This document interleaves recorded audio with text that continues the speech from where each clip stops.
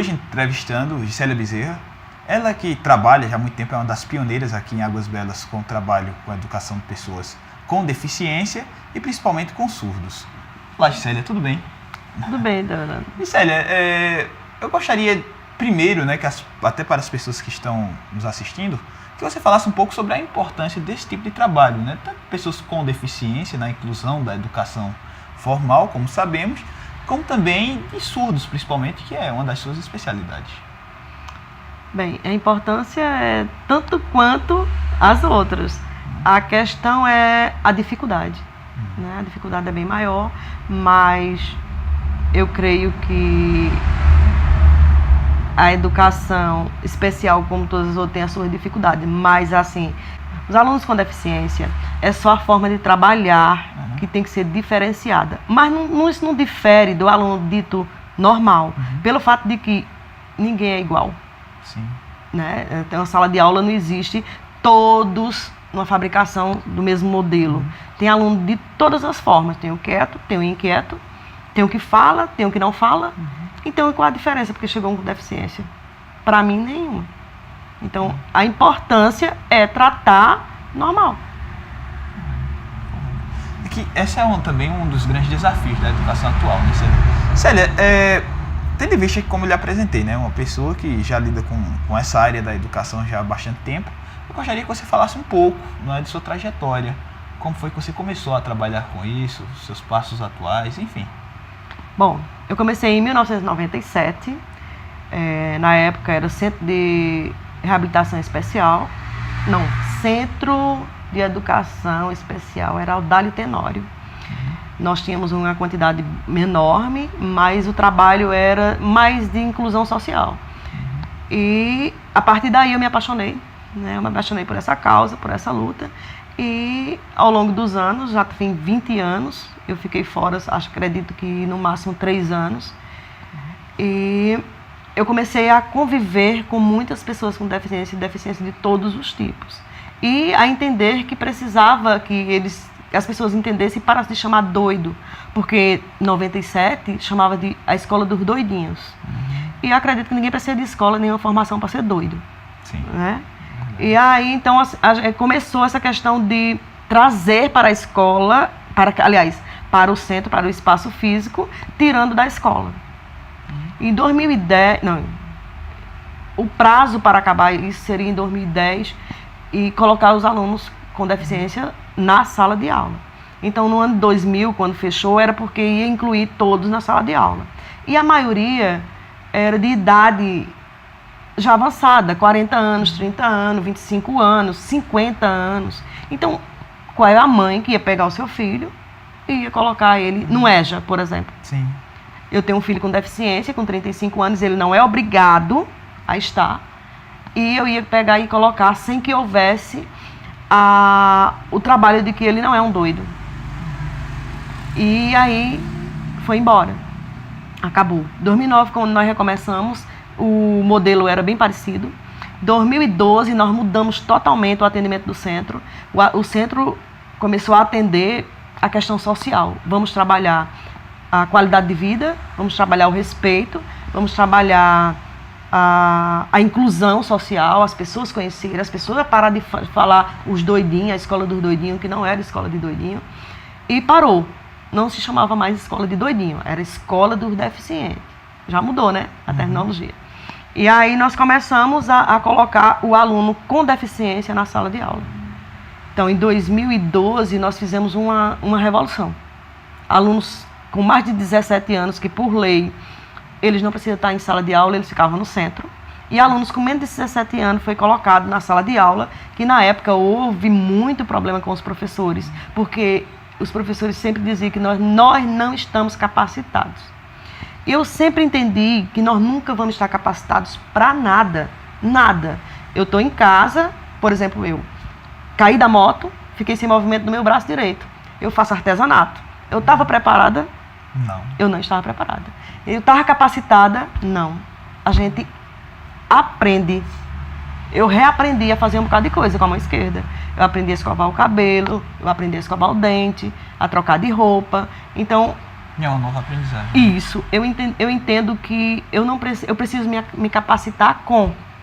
Sim. E procurar estudar também, é óbvio. Correto. É óbvio. E aí nós pegamos os alunos surdos. Em 2010 eram 4 alunos surdos. Em 2012 nós tínhamos 16 alunos surdos que não sabiam nada de Libras. E eles foram para lá para aprender Libras. Eram ouvinte ensinando Libras para o surdo. E hoje eles estão todos na sala de aula regular. Então, aluno com deficiência de menos de 17 anos, desde 2012 que a gente coloca na série regular. E como ficou o centro?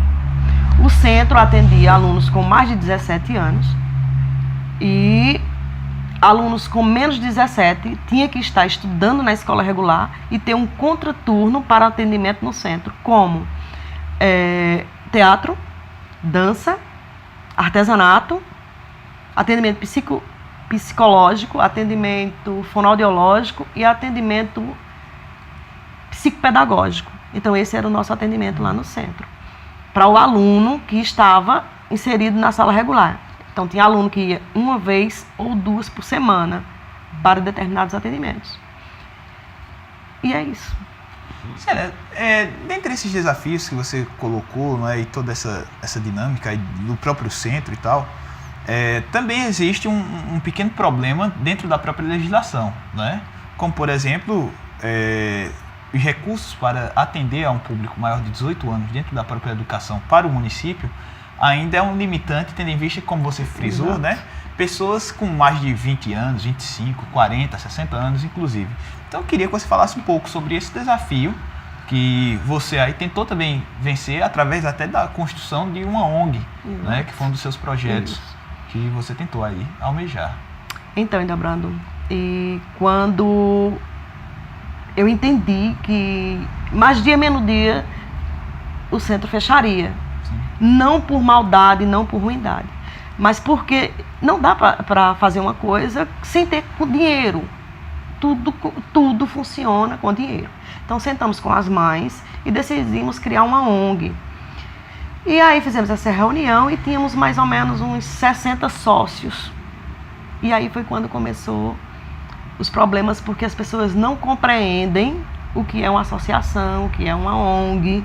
Não as culpo, né? Não as culpo por isso. Mas aí nós começamos a ter problemas porque começamos a caminhar muito bem.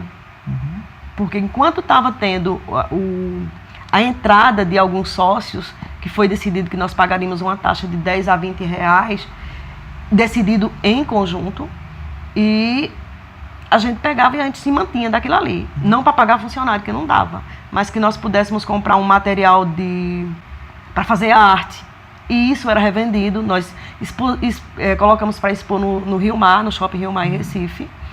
Algumas pessoas de Recife, de Sertânia, contribuíam, doaram presentes, doavam financeiramente, mas não deu para segurar, porque houve alguns problemas. Célia, como você vê esse caminhar a partir daí, né? Que você disse aí que, no caso, até a própria associação, né, enfrentou dificuldades não só para com seus próprios membros, como também essa dificuldade até do próprio governo, pois se você não recebe divisas para investir em uma determinada área, fica difícil de você manter essa área, como você bem frisou. Como você vê essas questões? Veja só.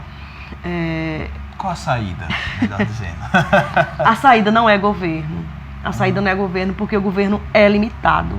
Por mais que a gente quer dizer, mas o governo tem dinheiro, o governo pode. Sim, mas é limitado. A gente vê que é limitado. A gente vive essa limitação. E o governo anterior, a Luiz Haroldo, manteve.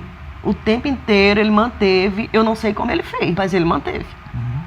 Luiz Haroldo, conversei com o Luiz Haroldo quando ele foi eleito e ele também me disse, Gisele, nós vamos manter. Ele me disse uma coisa linda.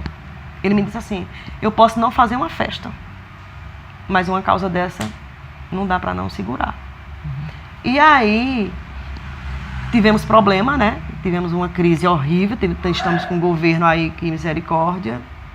Então, Ildebrando, nós estamos vivendo um tempo muito difícil no país. Não estou falando só local, mas no país. O governo não tem verba para isso, o governo não tem verba para aquilo, e nós sabemos exatamente para onde o dinheiro vai. Mas, infelizmente, não chegou até onde deveria chegar. Então, a gente não pode ficar querendo colocar culpa em A e B. Sim. E aí tivemos agora esse problema com relação ao fechamento do centro, que é isso que me dói. E isso que me incomoda pela forma das pessoas entenderem as coisas. Elas não perguntam, elas não procuram saber, elas simplesmente comentam na rua que fechou o centro. Bem, gente, eu quero dizer para vocês, o centro fechou porque precisava fechar. Os alunos que fazem parte do centro, que têm mais de 18 anos, eles irão continuar no próximo ano como a APAE, o atendimento na APAE.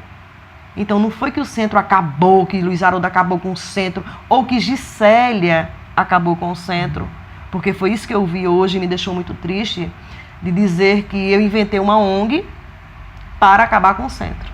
Eu não inventei uma ONG para acabar com o centro. Eu inventei de que nós pudéssemos nos unir enquanto força, porque eu sei de uma coisa. Minha mãe fazia parte das pastorais. E eu faço parte de entidades desde pequenininha.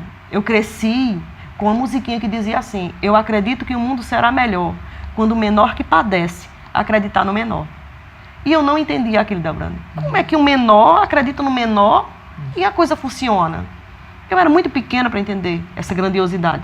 Mas eu cresci com aquela musiquinha que a gente ouvia embaixo das árvores, sim, lá num sítio aqui perto, onde mora a família de Nitalmo. Eu esqueci agora o nome do sítio. Macambira. A Macambira, exatamente. E aí eu ia muito para aquelas reuniões.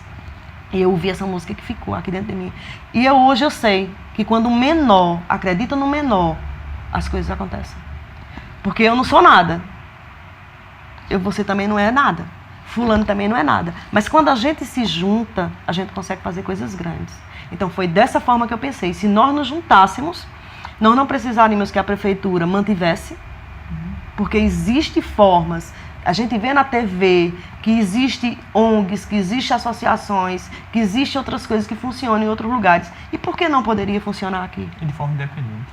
E independente da prefeitura, nós tínhamos que aproveitar a boa vontade da prefeitura em nos manter até que nós pudéssemos caminhar nossas próprias pernas. Mas, infelizmente, como eu disse, não se entende o que é uma associação, não se entende o que é uma ONG e não se procura saber. Procura-se comentar na rua. Ah, porque Luiz Haroldo fechou o centro. Ah, porque Gisélia inventou uma ONG para acabar com o centro. Gente, não foi nada disso. O centro fechou, fato. Mas fechou para que em 2018 nós pudéssemos ter um atendimento na APAE. Coisa que eu acredito que, se as pessoas entenderem o que é uma APAE e contribuírem para a APAE, não vai acabar. Mas é só dessa forma que eu acredito. Que a APAE também é uma ONG, né? E necessita também da ajuda da população, senão... Enquanto a população for pensar que eu não vou fazer isso não porque é o governo que tem que fazer, não é. Não vai funcionar. Funciona aqui, acaba ali. Funciona aqui, acaba ali. Agora, quando a população entender que se eu me juntar com você, Ildebrando, e a gente se juntar mais 4, 5, 8, 10, 20 pessoas, nós fazemos um montante. E esse montante vai conseguir sanar os problemas. Eu entendo por aí. Isso também não quer dizer que a gente não podemos cobrar do governo, né? A cobrança deve existir. Exatamente. Seja na esfera da prefeitura, seja na esfera do governo estadual ou federal, ela deve existir. Agora também a população não pode só esperar por esse governo unicamente. Célia, primeiro eu queria agradecer a você, né, sua receptividade aqui, e deixar o espaço aberto para que você comente algo que você queira colocar, além de tudo isso que você já colocou, né, de um pouco da história da educação especial aqui no município. Enfim, sinta-se à vontade. Bom, é uma coisa que eu amo de paixão, fazer o que eu faço. Digo que eu tenho duas grandes paixões na minha vida. Uma é o trabalho com deficiente e a outra é fazer artesanato. Então são minhas duas paixões. Fico muito triste por algumas coisas que não é só aqui. As pessoas pensam que é só em Águas Belas. Não é só em Águas Belas. É o mundo. é o país, é Pernambuco. Eu ia muito para as reuniões e as mesmas reclamações que eu tinha, o outro também tinha. Então, há dificuldade em um todo, ainda não entender o trabalho, ainda não sabe como fazer. É um desafio universal. Exatamente. Mas o que é que nós podemos fazer enquanto pessoas? Respeito. É a partir do respeito que a gente consegue mudar as coisas. Quando fulano chega e diz assim, a Gisélia fez isso. Procura a Gisélia. Gisélia, aconteceu assim, eu soube assim, assim. Vamos conversar? Não, mas aí eu escuto, e Delbrando fez isso, e eu levo 2 vezes pior do que Delbrando não fez. E isso magoa. Hoje, a minha ideia de falar é tudo isso, foi para esclarecer que eu não acabei com o centro, o governo não acabou com o centro, vai continuar, o centro vai continuar como a PAI. Agora, fazer um apelo para a população. Vamos entender o que é a PAI? Se você não tem um filho com deficiência, glória a Deus que você não tem. Mas você também pode tornar-se deficiente, você pode sofrer um acidente. Né? A pessoa que escuta hoje, ela pode não escutar no futuro. Nós temos aí uns carros de som no volume altíssimo. Eu perdi a audição de um ouvido. Né? Então a gente torna-se também deficiente. Então vamos ter respeito. Graças a Deus que a maioria não chama doidinho, mas hoje, essa semana eu ouvi de uma professora dizer os doidos. Então ainda existe isso, mas me diminuiu. Então peço à população que tenham respeito pela pessoa com deficiência. Colaborem não só no ajudar físico, no ajudar com um abraço, mas financeiramente com a PAI. Eu não faço parte da PAI. Eu não trabalho na PAI. Eu sou apaiana porque eu faço parte da diretoria da PAI. Mas eu não trabalho na PAI. Eu trabalho com surdos na escola regular. Então, peço à população, tenham consciência de que a deficiência não incapacita ninguém. E uma pessoa sem deficiência, ela não é melhor do que ninguém. Então, vamos ter respeito. É essa a palavra que eu peço. Agradeço, Gisélia. E você não se esqueça de se inscrever no nosso canal no YouTube e acesse www.igsweb.com.br.